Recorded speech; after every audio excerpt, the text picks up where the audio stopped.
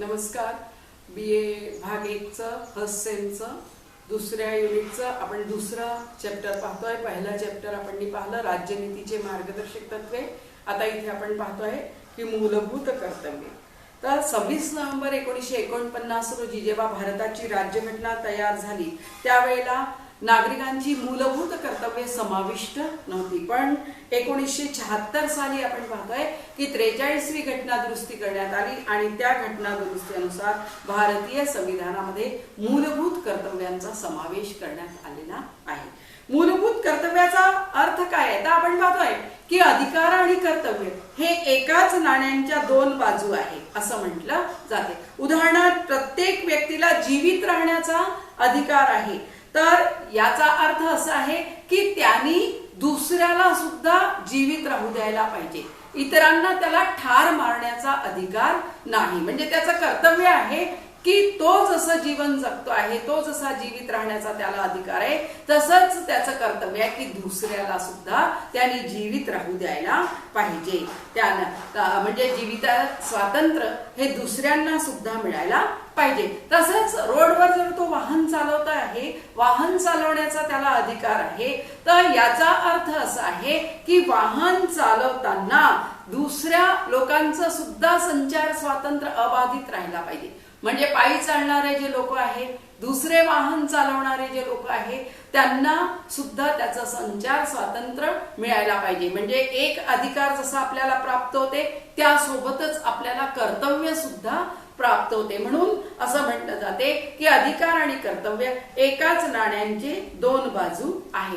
जोपर्यंत समाजामध्ये कर्तव्य भावना रुजत नाही तोपर्यंत संविधानाने नागरिकाला कितीही अधिकार दिले तरी त्याचं काहीच महत्व राहत नाही, त्याला उपभोगता येत नाही.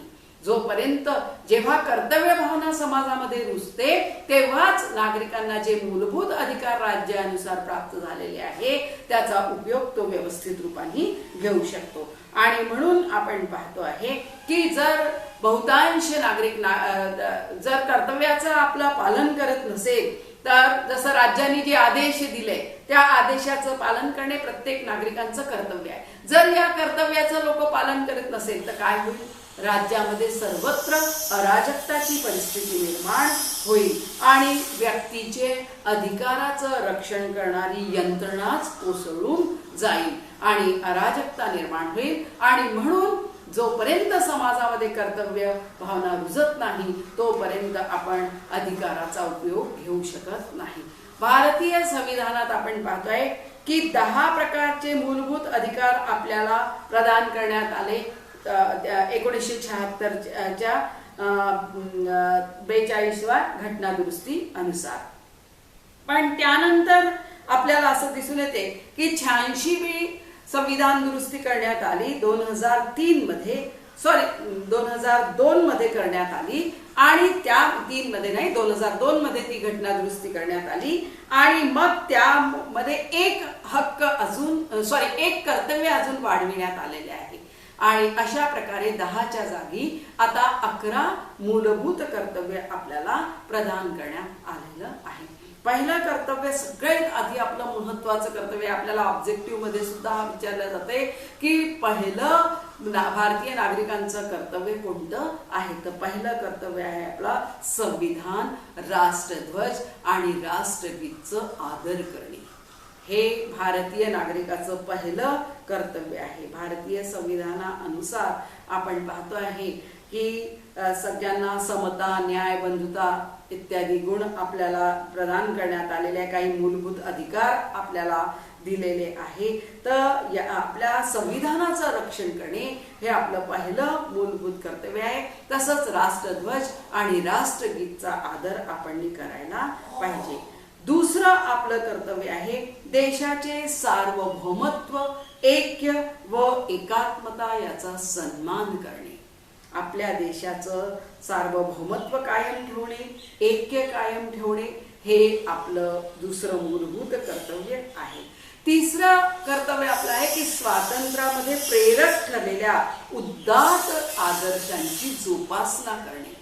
भारतीय स्वातंत्र्य आंदोलनामध्ये सत्याग्रह अहिंसा, सर्वधर्म समभाव, स्वातंत्र्य, बंधुता, समता इत्यादी जे उदात्त विचार आहे, जे आदर्श आहे, त्याची जोपासना करणे हे आपलं मूलभूत कर्तव्य आहे.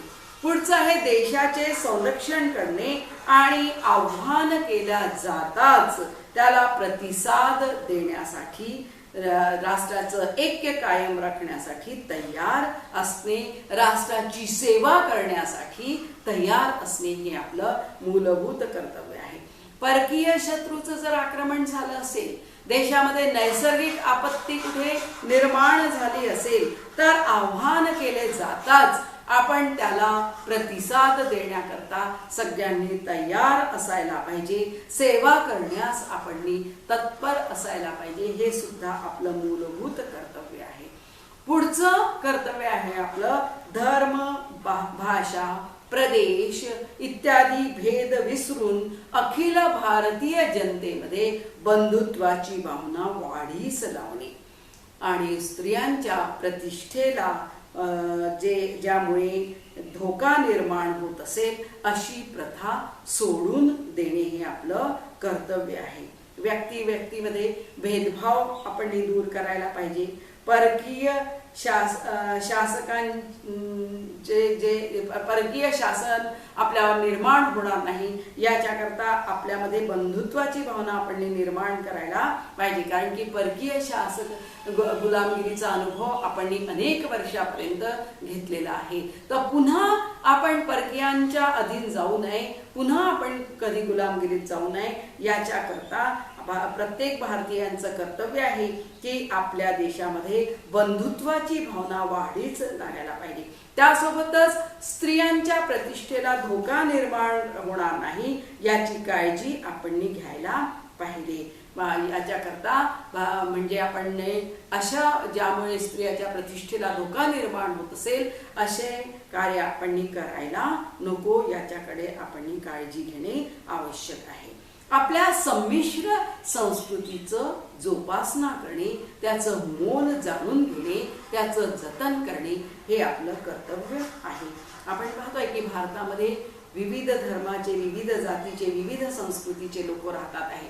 त्यांची शिल्पकला वेगळी आहे, त्यांचं संगीत वेगळे आहे, त्यांची भाषा वेगळी आहे, खानपान वेगळं आहे, रहनसहन वेगळं आहे, इत्यादी विविध क्षेत्रामध्ये आपल्याला विविधता दिसून येते.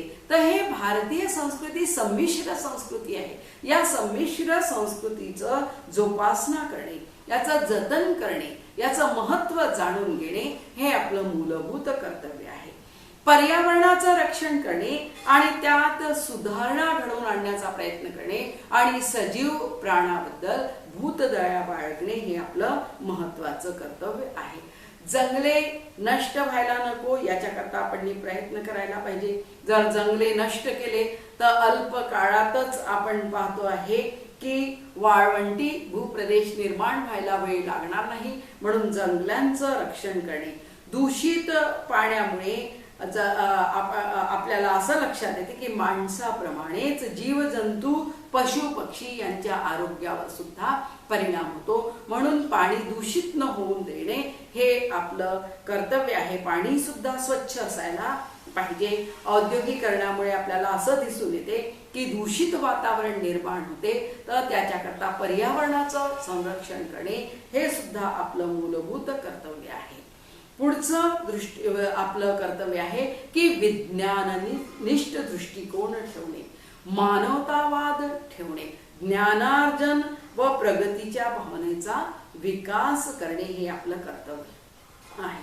धार्मिक ग्रंथ काही सांगतात आहे किंवा एखादी व्यक्ती जी सांगते आहे तर त्याला आपल्या सदसद विवेक बुद्धीने तपासून पाहणे हा आपला विज्ञाननिष्ठ दृष्टिकोनाचा अर्थ आहे.